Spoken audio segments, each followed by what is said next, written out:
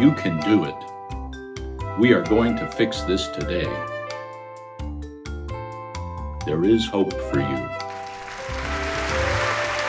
Greetings, everyone. It's amazing that you're here. Each one of you had to be born to get here. Don't think about where you were before then. On your actual date of birth, it was your mother who did all the work. So a birthday present should serve a dual purpose: commemorate your birthday and provide Mom some revenge. Now, birds are perfect for this double duty.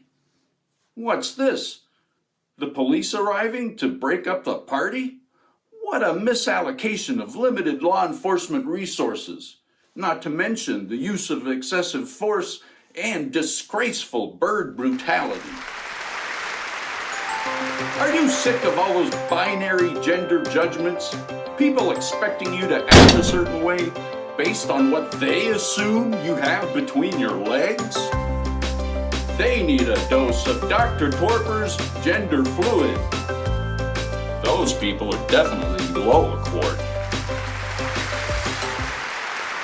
I'm Dr. Torpor.